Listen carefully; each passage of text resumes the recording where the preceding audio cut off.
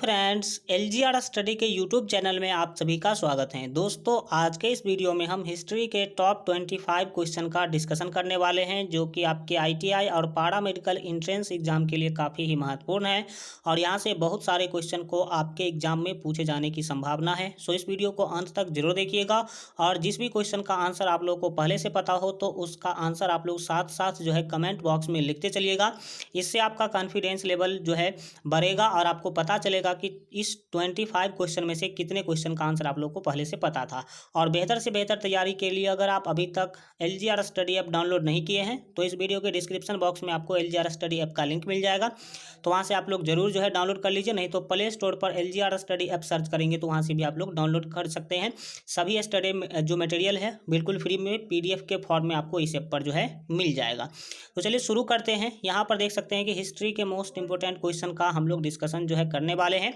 तो first question यहाँ पर आपके सामने है। क्वेश्चन के द्वारा क्या पूछा जा रहा है, सन 1930 में कांग्रेस का सविनय अवज्ञा आंदोलन इतना सफल हुआ कि निम्नलिखित शहरों में से एक में अंग्रेजी राज्य के चिन्ह कई महीनों तक जो है गायब से हो गए थे। मतलब यहाँ पर 1930 में जो सविनय अवज्ञा आंदोलन चला था उसका प्रभाव इतना ज़्यादा था कि भारत का एक ऐसा शहर था जिसमें अंग्रेजी राज्य का चिन्ह जो है कई महीनों तक गायब सा हो गया था। जैसे हम लोगों का भारत का जो राष्ट्रीय चिन्ह क्या है, अशोक स्तंभ है, तो वहाँ उसको हम लोग सब जगह पे क्या करते हैं, हाईलाइट करते हैं, लगाते हैं। तो अंग्रेजी राज्य का जो चिन्ह था उस शहर से क्या हो गया था, कई महीनों तक के लिए गायब हो गया था। तो कौन सा वो जो शहर है, तो याद रखेंगे वो शहर है बरही। ठीक है, बरही ऐसा शहर था जिसमें कई महीनों तक अंग्रेजी राज्य का जो चिन्ह है वो वहाँ से गायब हो गया था, वहाँ पर जो है नहीं लगाया जो है जा रहा था। आगे बढ़ेंगे, अगले 2 नंबर क्वेश्चन को देखेंगे। यहाँ पर क्वेश्चन के द्वारा पूछा जा रहा है कि बिहार प्रांतीय किसान सभा का गठन इस सन में हुआ। मैं सब आपको बताना है कि बिहार प्रांतीय किसान सभा जो है इसका गठन जो है वो कब हुआ था। तो यहाँ पर मैं आपको बता दूँ कि इसका जो गठन है वो आपको पता होना चाहिए कि नवंबर 1929 ईस्वी में जो है इसका गठन जो है किया गया था। तो सी ऑप्शन तो होगा लेकिन मार्च नहीं होगा। क्या होगा, नवंबर 1929 ईस्वी यहाँ पर आपका बिल्कुल जो है सही आंसर हो जाएगा। अगर पूछा जाए किसके द्वारा किया गया था तो याद रखेंगे जो स्वामी सहजानंद के द्वारा इसका स्थापना जो है किया गया था। बिहार प्रांतीय किसान सभा का जो ये है आपको पता होना चाहिए जो गठन है वो किसके द्वारा किया गया था। तो आप सिंपली याद रख सकते हैं स्वामी सहजानंद के द्वारा जो है किया गया था। और इसके प्रथम अध्यक्ष कौन बने थे, अगर ये पूछ लिया जाए तो याद रखेंगे श्री कृष्ण सिंह जो है इसके प्रथम क्या थे, अध्यक्ष थे। इतना आप याद रख सकते हैं। इस तरह एक क्वेश्चन के अंदर 2-2 3-3 क्वेश्चन आप क्या कर सकते हैं, सीख सकते हैं। नेक्स्ट क्वेश्चन क्या है, क्वेश्चन के द्वारा पूछा जा रहा है कि स्वतंत्रता पूर्व बिहार में आपको बताना है कि समाजवादी विचार के प्रसार को श्रेय जाता है। भाई साहब, स्वतंत्रता से पहले मतलब हम लोग जो स्वतंत्र हुए उससे पहले जो है बिहार के अंदर जो है समाजवादी विचारधारा का जो प्रचार प्रसार हुआ इसका श्रेय किसे जाता है। ठीक है, तो 3 का जो यहाँ पर आपका सही आंसर हो जाएगा वो सी होगा, कांग्रेसी कार्यकर्ताओं की क्रांतिकारिता का। हेलो बच्चों, पढ़ाई में डाउट्स आते हैं, घबराइए मत, सबका सोल्यूशन है डॉटनेट। अगर आप किसी भी सवाल में अटक गए हो या आपसे सॉल्व नहीं हो पा रहा है, बस आपको उस क्वेश्चन का फोटो लेना है, उस क्वेश्चन को क्रॉप करना है और 5 सेकंड के अंदर आपको उस क्वेश्चन का वीडियो सोल्यूशन मिल जाएगा। फिर चाहे आपका क्वेश्चन होमवर्क का हो, सीबीएसई का हो, यूपी, महाराष्ट्र, राजस्थान, एमपी या फिर किसी भी बोर्ड का हो, चाहे आईटी, जेई, नीट या 6ठी से 12वीं का क्वेश्चन हो, इसका जवाब मिलेगा डॉटनेट ऐप पर। या फिर कोई भी सब्जेक्ट हो, फिजिक्स, केमिस्ट्री, मैथ, साइंस, आपके सभी सवालों का जवाब मिलेगा डॉटनेट पर। साथ ही अब डॉटनेट ऐप पर पढ़िए कोटा के बेस्ट फैकल्टी से, जैसे जीवी सर, एनएस सर, आकांक्षा मैम, प्रिंस सर जैसे टॉप टीचर से। यानी अब पूरी पढ़ाई होगी डॉटनेट ऐप पर। 3 करोड़ से ज्यादा बच्चे डॉटनेट ऐप पर पढ़ाई कर रहे हैं, तो आप भी जाइए और डाउनलोड कीजिए डॉटनेट ऐप। ये आपको बताना चाहिए कांग्रेस जो कार्यकर्ता उसमें जो क्रांतिकारी भावना था उन्हीं के ऊपर जो है इनका हम श्रेय दे सकते हैं कि बिहार के अंदर भी समाजवादी विचारधारा का जो है विकास जो है हुआ था। ठीक है, चलिए आगे बढ़ेंगे और अगले क्वेश्चन को देखेंगे। यहाँ पर देखेंगे आपके 4 नंबर क्वेश्चन को पूछा जा रहा है कि ब्रिटिश राज्य में बिहार के कृषक वर्ग को निम्नलिखित जो श्रेणी में रखा जा सकता है। मतलब बिहार के कृषक वर्ग जो है उसको किस श्रेणी में रखा जा सकता है। तो यहाँ पर मैं आपको बता दूं कि जो आपका सही आंसर होगा वो सी होगा, त्रिमुखी वर्गीकरण में बिहार के कृषक वर्ग को रखा जा सकता है अगर ब्रिटिश राज्य यानी कि अंग्रेज के शासन के टाइम का बात करें तब। ठीक है, आगे बढ़ेंगे और अगले क्वेश्चन को देखेंगे। 5 नंबर क्वेश्चन के द्वारा पूछा कि झंडा गीत किसने लिखा। सबसे पहले तो मैं बता दूं, बहुत सारे बच्चे जो है झंडा गीत ही नहीं जानते होंगे कि झंडा गीत है क्या। तो यहाँ पर मैं आपको बता दूं कि अगर झंडा गीत जो है लिखने का जहाँ तक बात है तो झंडा गीत जो है लिखा गया था श्यामलाल गुप्ता के द्वारा। किसके द्वारा? श्यामलाल गुप्ता के द्वारा। और झंडा गीत है सर क्या? तो विजयी विश्व तिरंगा प्यारा। याद रखेंगे, झंडा गीत का जो एक बोल है छोटा शुरुआती का बोल, वो क्या है? विजय विश्व तिरंगा प्यारा। ये क्या है? झंडा गीत है और इसको रचना करने वाले हैं श्यामलाल गुप्ता जी। ठीक है, तो डी ऑप्शन यहाँ पर आपका बिल्कुल जो है सही आंसर जो है हो जाएगा। नेक्स्ट क्वेश्चन देखेंगे। 6 नंबर क्वेश्चन पूछा जा रहा है, किसने कहा था स्वराज मेरा जन्मसिद्ध अधिकार है और मैं इसे लेकर रहूंगा। स्वराज मेरा जन्मसिद्ध अधिकार है और मैं इसे लेकर रहूंगा। ये बात किसके द्वारा बोला गया था? ये आपको सिंपली यहाँ पर क्या करना है, बताना है। तो यहाँ जो आपका 6 का सही जो है आंसर हो जाएगा वो डी हो जाएगा, बाल गंगाधर तिलक। यहाँ पर आपका डी ऑप्शन बिल्कुल ही सही आंसर हो जाएगा। और इसके बारे में विशेष अगर चर्चा किया जाए तो मैं आपको बता दूं, ये बात दिसंबर 1916 ईस्वी में आपको पता होना चाहिए ये जो है कहा गया था। और खास करके आपको बताने कि स्वराज हमारा जो जन्मसिद्ध अधिकार है, ये डेट सीधा सीधा याद रखेंगे, लखनऊ समझौता भी इसी डेट में जो है पारित हुआ था, दिसंबर 1916 ईस्वी में ये जो है बात कहा गया था। नेक्स्ट क्वेश्चन 7 नंबर क्वेश्चन को देखेंगे। पूछा जा रहा है कि किस घटना के कारण गांधी जी ने असहयोग आंदोलन वापस लिया था। तो आप सभी को पता होना चाहिए जो असहयोग आंदोलन है वो गांधी जी के द्वारा जो है चला गया था। वो भी आपको पता होना चाहिए कि 1 अगस्त 1920 ईस्वी को असहयोग आंदोलन जो है आरंभ किया गया था। लेकिन आपको पता होना चाहिए कि इसी बीच में 5 फरवरी 1922 ईस्वी को उत्तर प्रदेश का एक जिला है देवरिया जिला है, और देवरिया जिला का एक छोटा सा जगह है जिसका नाम है चौरी चौरा। और उसमें क्या होते हैं, 22 पुलिस वालों को क्रांतिकारी लोगों के द्वारा जिंदा जला करके मार दिया जाता है। इसी कारण से 12 फरवरी 1922 याद रखेंगे। कब? 12 फरवरी 1922 ईस्वी को आपको पता होना चाहिए कि गांधी जी ने असहयोग आंदोलन को जो है वापस ले लिया था। तो कांड क्या बीच में आया सर जी? चौरी चौरा कांड के कारण ऐसा जो है हुआ था, यानी कि बी ऑप्शन आपका बिल्कुल जो है सही आंसर हो जाएगा। नेक्स्ट बात करेंगे 8 नंबर क्वेश्चन के लिए। क्या पूछा जा रहा है कि विश्व में शांति और आपसी सहयोग स्थापित करने के लिए नेहरू जी ने कौन सा सिद्धांत प्रस्तुत किया। पूरे दुनिया के अंदर शांति हो जाए और सहयोग रहे, इसके लिए कौन सा प्रस्ताव जो है पारित किया गया था। तो 8 का जो यहाँ पर आपका सही आंसर होगा वो ए होगा। याद रखेंगे, गुट निरपेक्षता यहाँ पर आपका बिल्कुल जो है सही आंसर हो जाएगा। गुट निरपेक्ष की नीति के बारे में भी आप लोग जानते होंगे। यहाँ बढ़ेंगे और 9 नंबर क्वेश्चन को देखेंगे। सर्वोदय शब्द का प्रयोग सर्वप्रथम यानी कि सबसे पहले किसने किया था। सर्वोदय शब्द का प्रयोग सबसे पहले किसने किया था? तो यहाँ पर आपका जो 9 का सही जो है आंसर हो जाएगा वो ए होगा। महात्मा गांधी जी के द्वारा सर्वोदय शब्द का सबसे पहली बार प्रयोग किया गया था। और सर्वोदय का मतलब होता है सबका उदय।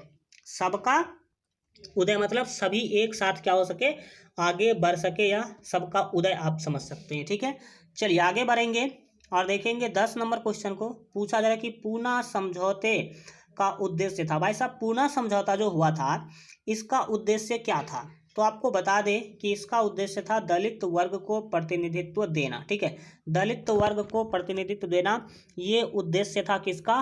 पूना समझौता का। ठीक है, आगे बढ़ेंगे और अगले क्वेश्चन को देखेंगे। 11 नंबर क्वेश्चन के द्वारा पूछा जा रहा है कि 1927 की है ना बटलर कमेटी का उद्देश्य क्या था। 1927 ईस्वी में जो बटलर कमेटी बनाया गया था उसका क्या उद्देश्य था? तो उसका सीधा उद्देश्य था भारत सरकार तथा देशी राज्यों के मध्य संबंधों को सुधारना। इस दोनों भारत सरकार के और जो देशी राज्य थे उस टाइम पर हम आपको कई बार बताए हैं कि हमारे देश कम से कम 500 से अधिक छोटे छोटे राज्यों में बटे हुए थे और उसका अलग अलग झंडा और अलग अलग राजा भी थे। तो इनके बीच जो है संबंध को सुधारने के लिए बटलर कमेटी बनाया गया था। आगे बढ़ेंगे 12 नंबर क्वेश्चन को देखेंगे। पूछा जा रहा कि 18वीं सदी में बंगाल में वस्त्र उद्योग के पतन के लिए उत्तरदायी कारण था। भाई साहब, आपको पता होना चाहिए कि 18वीं सदी में जो है बंगाल के अंदर वस्त्र उद्योग का भैया पतन हो गया, मतलब खात्मा हो गया। तो इसका कारण क्या रहा होगा? तो 12 का जो यहाँ पर आपका सही जो है आंसर हो जाएगा वो बी होगा। याद रखेंगे, कच्चे माल की अनुपलब्धता, यानी कि वहाँ पर जो वस्त्र उद्योग के लिए कच्चा माल मुख्य रूप से कपास होता है। क्या होता है? कपास। और बंगाल के अंदर कपास का खेती होता नहीं, मुख्य रूप से खेती हमारे यहाँ इंडिया के अंदर जो है कपास का खेती होता है महाराष्ट्र के अंदर। तो महाराष्ट्र से बंगाल ले जाने में बहुत समस्या होता था। तो कच्चे माल की अनुपलब्धता हम बोल सकते हैं, यानी कि कच्चा माल नहीं मिलना। ठीक है। और आपको ये पता होना चाहिए कि बम्बई में बहुत सारे सूती मिल है। इसका कारण क्या है? इसका कारण है कि बम्बई के अंदर, महाराष्ट्र के अंदर कपास का खेती होता है। ठीक है। तो कच्चा माल वहाँ पर आसान से जो है मिल जाता है।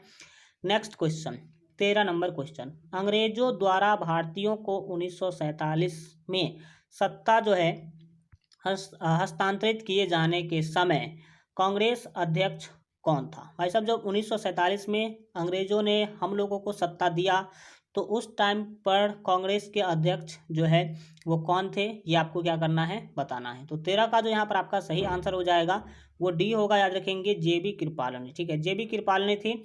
लेकिन 1947 के अंदर आपको पता होना चाहिए, जब डॉक्टर राजेंद्र प्रसाद आते हैं सत्ता में, तो फिर जेबी कृपालनी क्या करती है? त्यागपत्र दे देती है। और त्यागपत्र देने के बाद राजेंद्र प्रसाद को अध्यक्ष जो है बनाया जाता है। ठीक है, आगे बढ़ेंगे और देखेंगे आपके 14 नंबर क्वेश्चन को पूछा जा रहा है कि जिसके ग्रंथ में, जिसके नहीं किसके होना चाहिए, आप समझ लेंगे इस चीज़ों को।